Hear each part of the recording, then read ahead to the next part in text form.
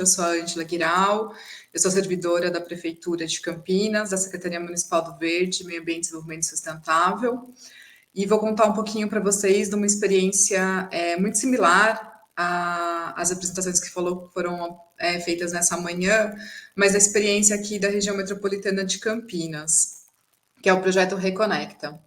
Então, vou compartilhar aqui com vocês minha tela. Bom, então, a região metropolitana de Campinas, ela é composta por 20 municípios. Campinas é o município sede da região metropolitana e ela tem aproximadamente 3,5 milhões de habitantes. E a gente, assim como outras áreas aí do nosso estado, ela sofreu aí um processo de supressão da vegetação, impermeabilização do nosso solo, que resultou numa fragmentação, então, da nossa vegetação. Então, esse mapa aqui, a escala não ajuda muito, mas são as informações do último inventário florestal do estado de São Paulo, em que a gente tem, então, a gente consegue visualizar aí as manchinhas em verde, que mostram um pouco desses remanescentes que sobraram e que representam hoje 15% da área total da nossa região metropolitana. Mas são fragmentos de floresta estacional semidecidual, né? Então, do bioma Mata Atlântica, mas a gente também tem no município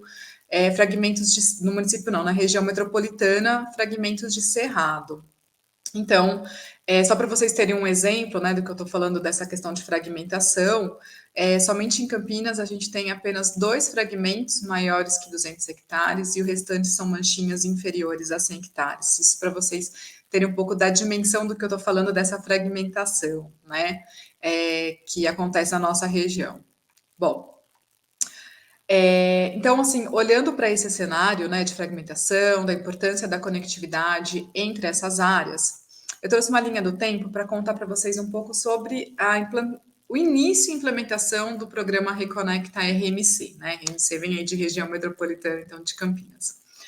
Bom, em 2016, o município de Campinas ele elaborou o Plano Municipal do Verde, e dentro desse plano, que contemplou o Plano Municipal da Mata Atlântica e também uma análise aí sobre outras áreas, Cerrado, mas também com um olhar voltado para as áreas urbanas e um uso mais social das áreas verdes, a gente entendeu que deveria ser feita a conexão entre os nossos fragmentos, além de outras propostas para conservação e recuperação, mas também que a gente não poderia pensar numa conectividade que ficasse dentro dos limites de Campinas. A gente teria que extrapolar, até porque a gente precisa, né, providenciar aí a conexão, principalmente entre unidades de conservação e outras áreas relevantes para o município.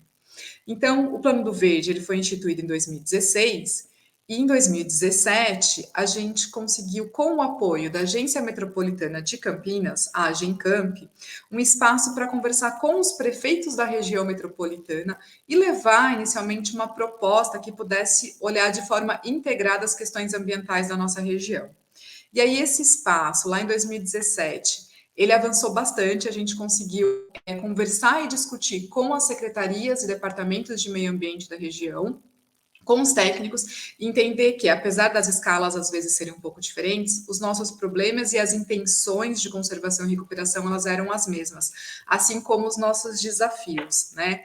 Então, isso culminou num termo de cooperação técnica, para que a gente pudesse trabalhar, então, aí, em ações voltadas para a conservação e recuperação da fauna e flora da região metropolitana, assinado pelas 20 cidades.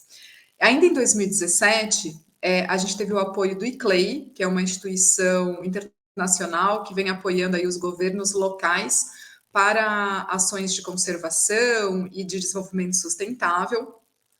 E aí o ICLEI, então, com um projeto também metropolitano, que chamava Interact Bio, ele veio ainda mais apoiar, então, essa ação e potencializar aí essa discussão em âmbito regional.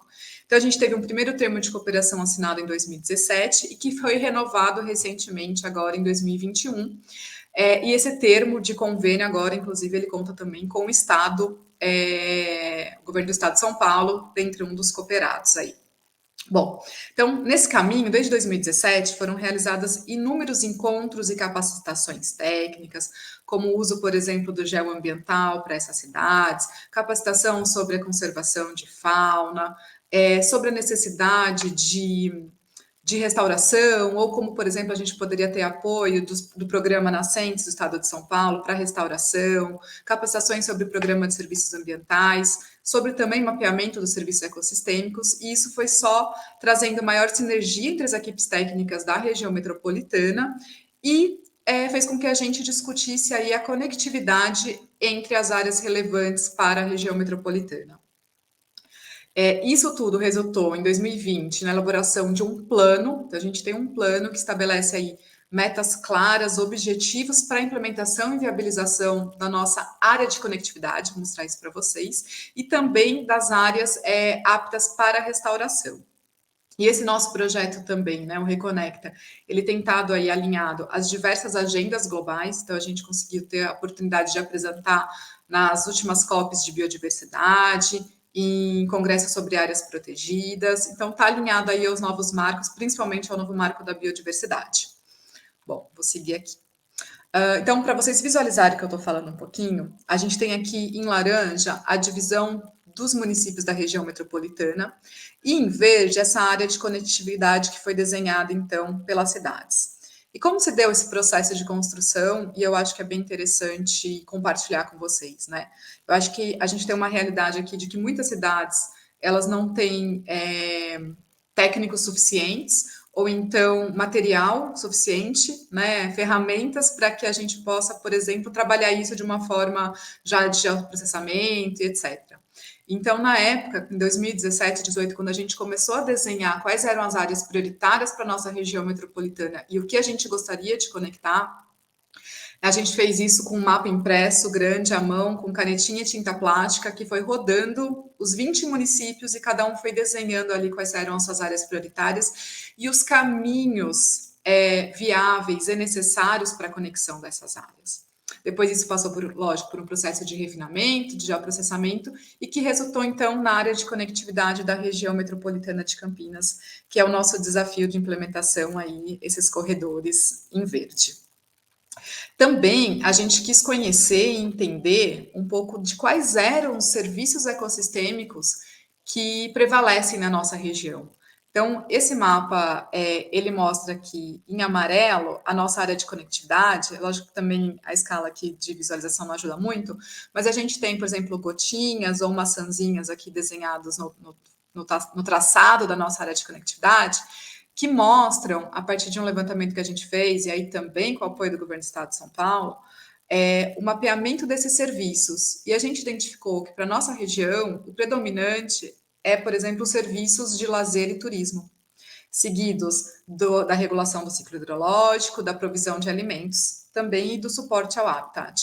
Então, a gente consegue ver nessa região que a prevalência é a questão da regulação do ciclo hídrico, aqui a gente tem a provisão de alimentos, ou então aqui atividades de lazer e turismo, né? Então, a gente tem uma região metropolitana que ela é bastante diversa, né? A gente está falando de Campinas, mas a gente também está falando de Olambra, onde a gente tem produção de flores, ou de Hortolândia, em que a gente tem uma realidade que é um território 100% urbano, então a gente tem que também trabalhar com esses desafios e essas pressões. Então, esse mapa, inclusive, que é ilustrado e que ele rodou também aí a comunidade da região metropolitana, para que a população pudesse, de uma forma aí, acho que mais acessível e mais agradável, enxergar quais são as pressões que a gente possui, que são esses destaques em vermelho, mas também quais são os serviços que a nossa região dispõe, né?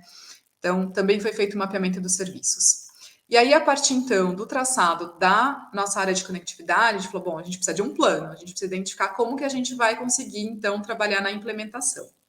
E aí, ainda no âmbito do apoio do ICLEI pelo projeto InteractBio, a gente fez uma condução aí de algumas oficinas, foram feitas 7 oficinas com mais de 120 atores.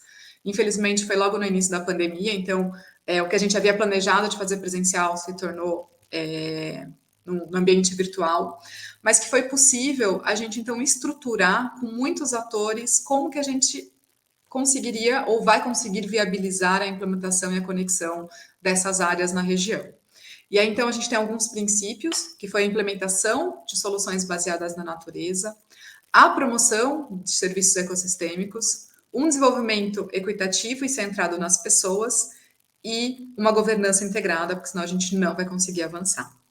E esse plano, então, ele resultou em 25 metas, em alguns eixos estratégicos para que a gente possa viabilizar essa implementação.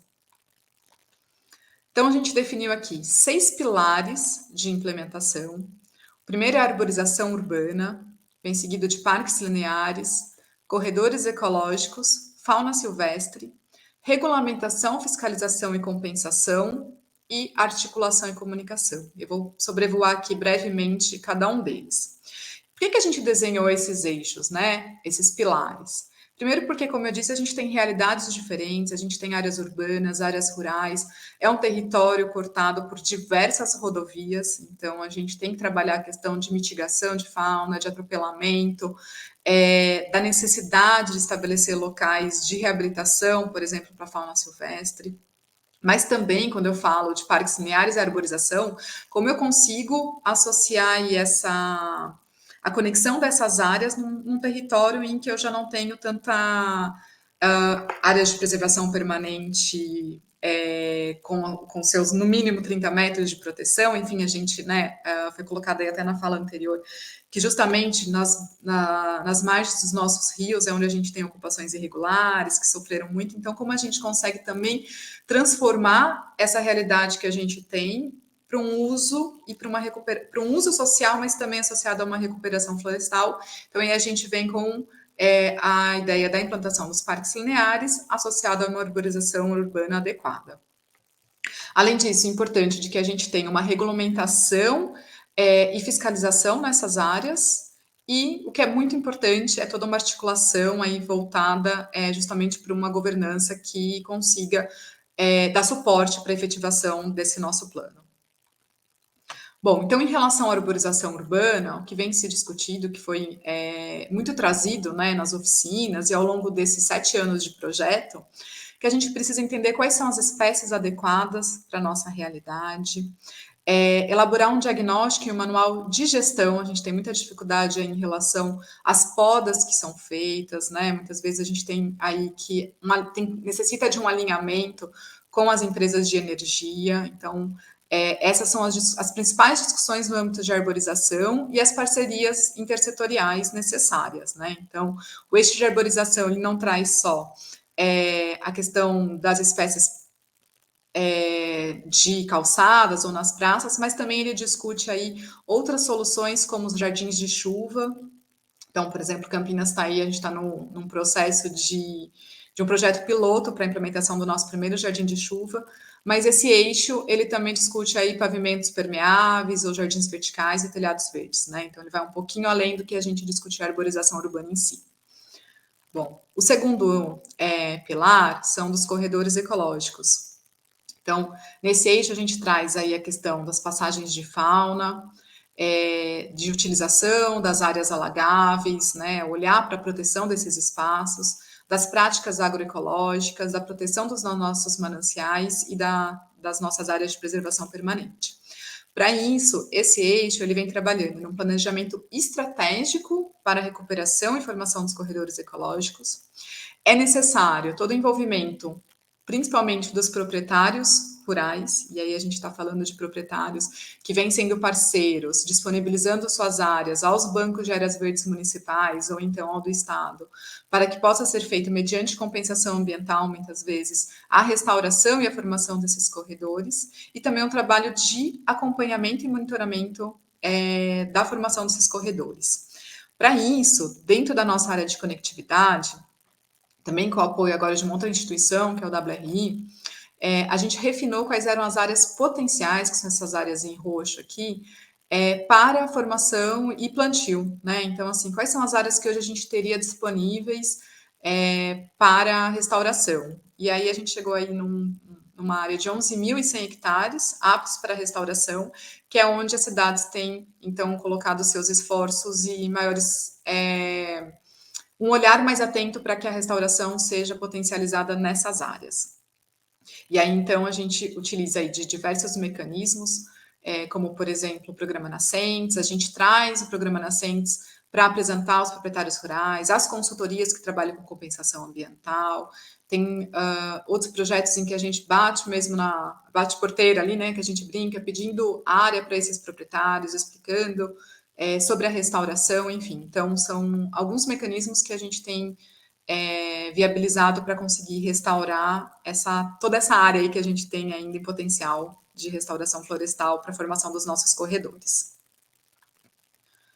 Bom, em relação ao eixo de regulamentação, fiscalização e compensação, e aqui é interessante porque se a gente não trabalhar com um olhar para esses aspectos, a gente não consegue avançar, né? Só ali na prática dos plantios, ou discutir arborização urbana, ou fauna, etc.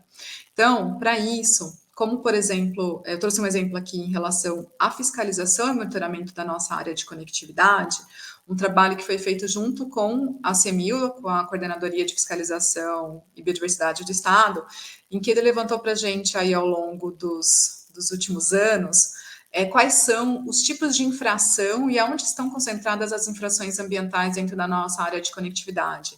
Então, foram feitos alguns cruzamentos, outras análises, né, que eu acabei não trazendo aqui para vocês, mas para mostrar que dentro da nossa área de conectividade, tudo que está em vermelhinho aqui, são onde a gente tem maior pressão e foram identificadas infrações referentes à supressão de vegetação, à caça ou pesca.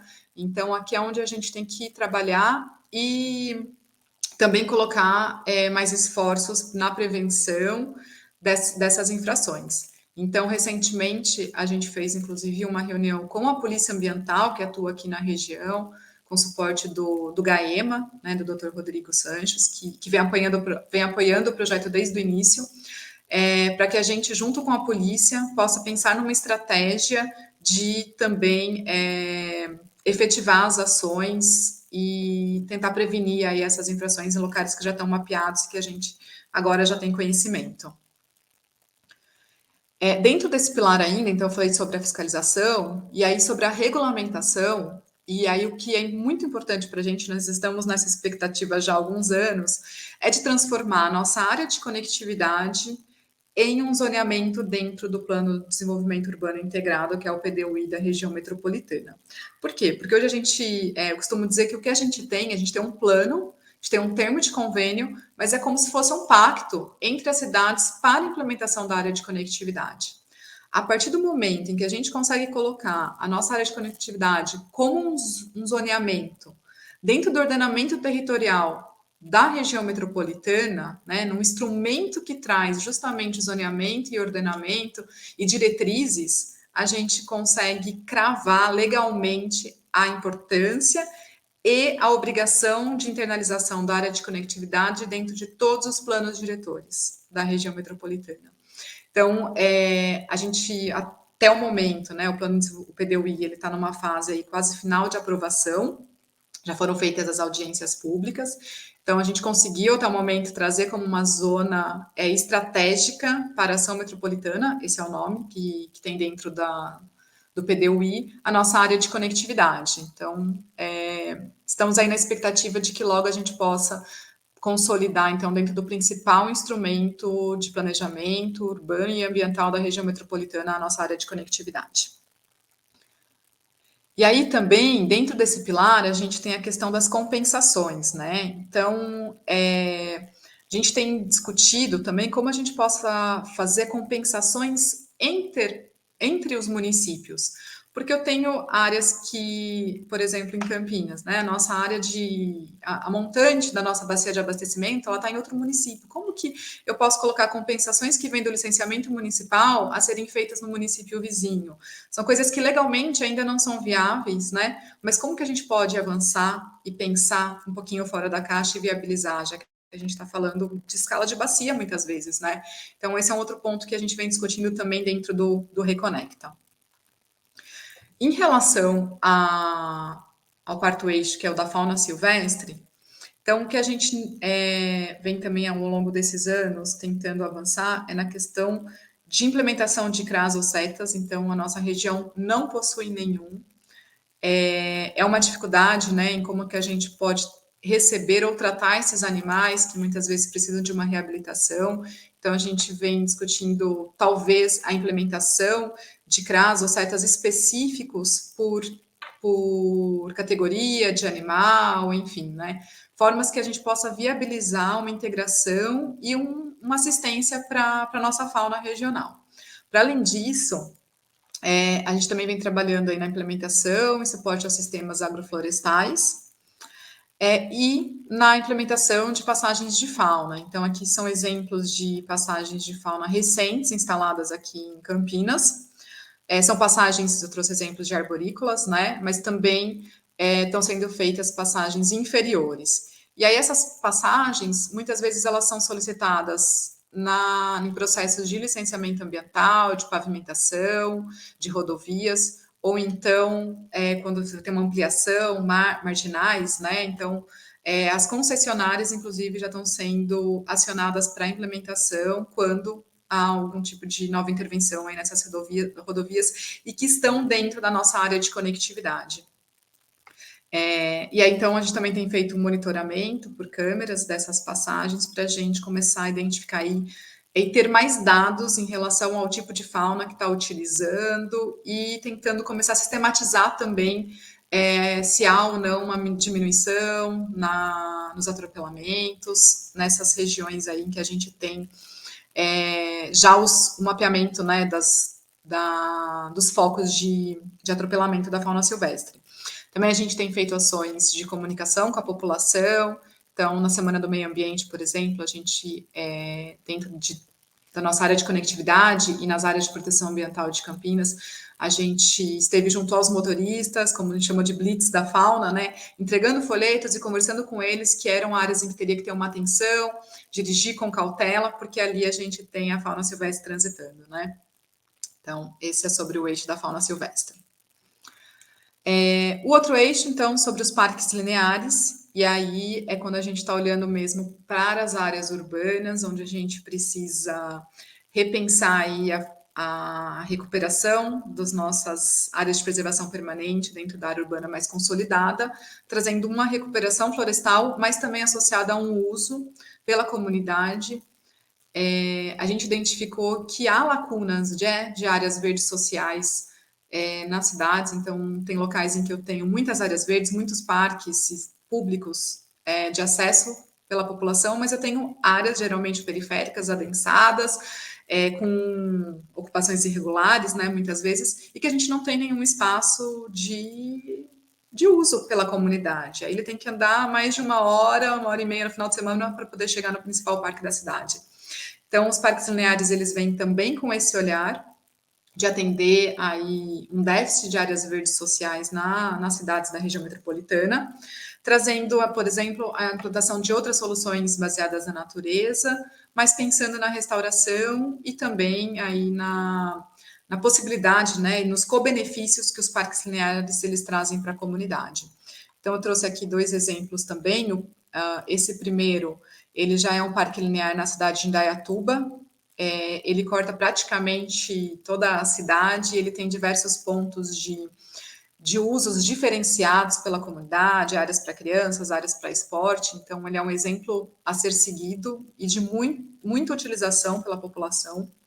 E aí, esse exemplo, né, ele vai inspirando aí as cidades vizinhas. Então, eu já trouxe aqui um outro parque recém-implantado no município de Campinas, e para isso, a gente vem também fazendo alterações na legislação urbanística e de aprovação de loteamentos, onde a gente traz aí o apontamento e a obrigação de novos loteamentos já implementarem os parques lineares com diretrizes específicas tratadas em resoluções e normativas, né, municipais, para que a gente consiga, em novos loteamentos, em áreas ainda a serem parceladas, já trazerem um sistema de lazer associado às áreas verdes na composição ali desse novo loteamento, com a implementação dos equipamentos, pista de caminhada, quadras, enfim, o que aquela comunidade necessita, enquanto a gente também vai buscando aí a implementação e outras formas de conseguir, de fato, efetivar os parques lineares em áreas já públicas, né? E dentro de um contexto em que algumas vezes haverá necessidade de remoção, de população, enfim, aí são os desafios gigantes dessas áreas urbanas que a gente já tem consolidadas, né? Mas o fato é que a gente já tem, por exemplo, em Campinas, mais de 17 projetos básicos aprovados, para a implementação de parques, 6 projetos executivos. Então, ao longo dos próximos anos, a gente vai ter praticamente esse montante de parques, de trechos de parques instalados, mas também a gente vem viabilizando aí parcerias e buscando financiamentos para poder implementar em outras áreas esses parques.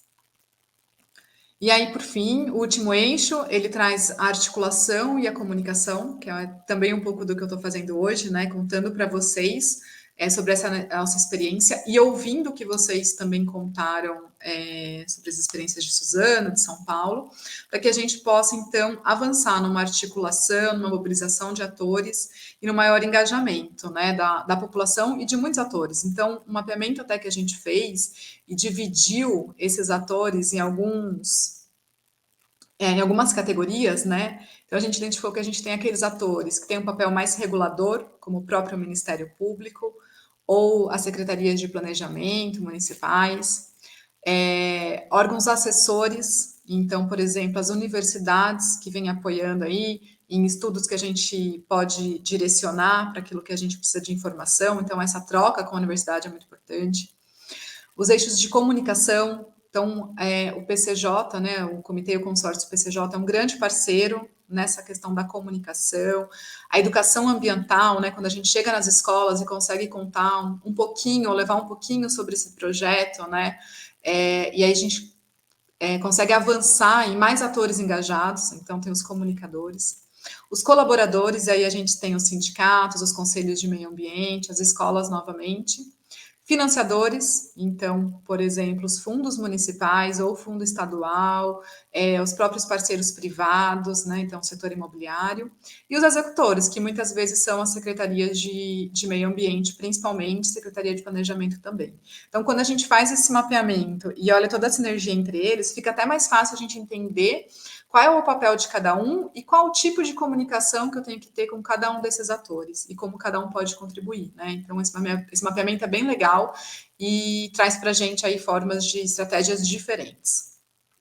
E aí, por fim, eu trouxe algumas imagens aqui, só para mostrar um pouco desses anos, né, em que a gente vem avançando nessa organização metropolitana, que saiu ali de algumas reuniões e que foram avançando até a gente ter um plano hoje, já 2 termos de cooperação e os municípios engajados na implementação e efetivação da nossa área de conectividade, mas que envolve muita gente, né? Então, sem envolvimento de muitos atores, cada um no seu papel, né? Como eu disse, mas a gente vai avançando. Então, sempre fortalecendo que as pessoas são essenciais nesse processo, né?